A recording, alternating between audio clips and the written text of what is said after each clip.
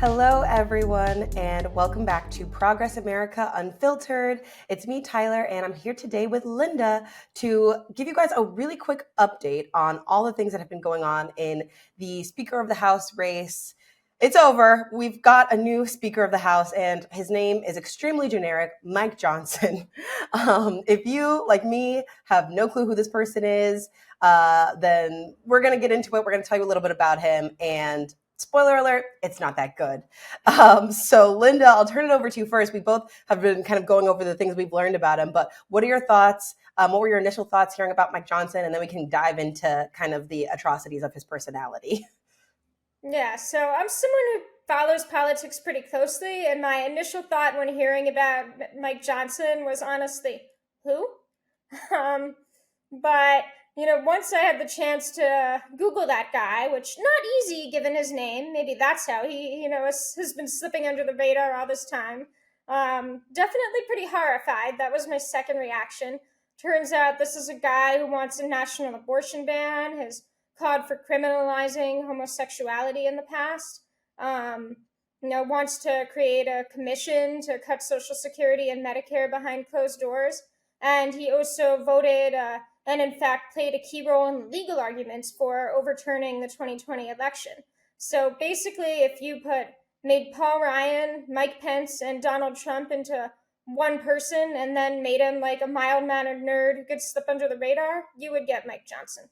Yeah, absolutely. One of the things that we were just talking about before we started recording is like, I think because he was so unknown, at least for myself, it was like, okay, well, maybe he won't be so bad. And then, of course, all the things that we're finding out about him are terrible. And, in my opinion, he's worse than the baddies that we did know who were previously nominated for this position, including Steve Scalise and Jim Jordan.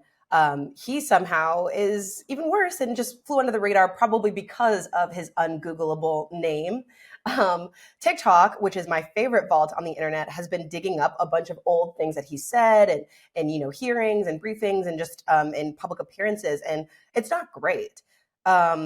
He is against an abortion ban, but specifically, and this gets me, specifically because he thinks that it harms capitalism and would be detrimental to, not having a poor working class, essentially, if women are not forced to have children. So that's one. And he said it, his words. He also, talked about, I just saw a TikTok of Jamel Bowie ripping him to shreds about saying that America's not a democracy, giving the old, Republican line that we're technically a republic and not a democracy, even though, our founders intended for us to be a democracy. And they did think of like the democracy in the classical Greek term. Great TikTok. We can link it below. Love Jamel Bowie.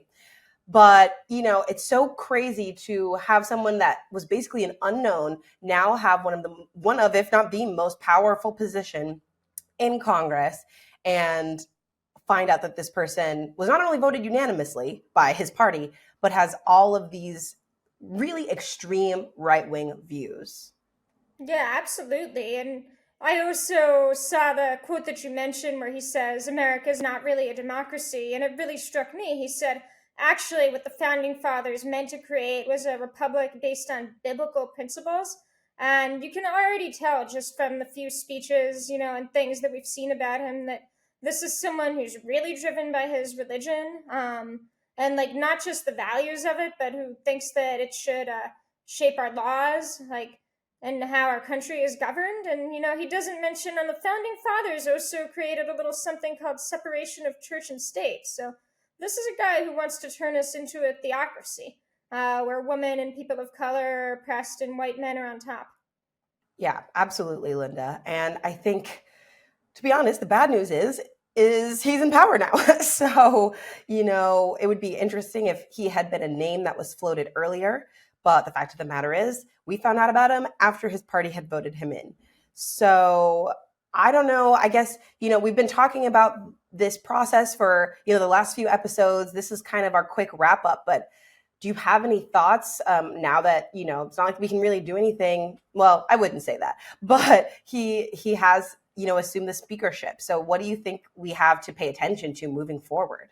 Yeah, so I think the shows, who's in control of the Republican Party, and it really is Matt Gaetz, Donald Trump, and the MAGA wing. After Jim Jordan lost, I think there was some questions about that. But it turns out like Jim Jordan is just a big jerk who personally alienated a lot of people, and Mike Johnson, who has all the same policies, but is just, I guess, a nicer guy to interact with, got votes from all of these quote unquote moderate Republicans, people who come from districts where Biden won, often by several points. And so I certainly think Democrats are going to be making a big issue out of it, as they should, in the upcoming election. So that's one thing to keep an eye on. Then, in terms of what's going to happen next, governing wise, well, there's still a government funding deadline where the government's going to shut down if Congress doesn't take action around Thanksgiving. So that's certainly worth keeping an eye on with somebody as extreme as Mike Johnson in the speakership. He also has just this huge learning curve. Was in a very junior leadership position, never had like the kind of staff that a speaker does. So he's going to need to staff up really quickly, figure out the job really quickly. And so it's possible that that'll work in favor of Democrats, because he just may not really fully know what he's doing in time to do the worst things. But I do also worry about the kind of demands that someone like this will make in return for keeping the government funded. He's already signaled one of those will be a commission to go after Social Security and Medicare behind closed doors. So I think it's really, really important for Democrats to stand united against commissions, cuts to vital benefits, or any other hostage taking that he might try to do in return for funding the government. Yeah, I agree 110%. Hopefully we have time on our side. Like you were saying, that, he might not be able to use the full extent of his power quite yet, as he's still, getting the training wheels off of the job. But I think, if there's anything we can take away from this, and it's what we take away from everything, is that we just need to keep paying attention and not letting things, especially, commissions to cut Social Security, attacks on our reproductive rights, or anything like that, be swept under the rug. We need to ensure that Mike Johnson will no longer be an unknown name and face, and that he comes to the top of Google results every time from now on, because we need to keep an eye on him. But that's what we're going to do here at Progress America Unfiltered. We will be Googling him, so you don't have to. So if you want to know what Mike Johnson is doing, keep up with us here on YouTube, TikTok, Instagram, wherever you can find us. And we will see you guys next time. Bye.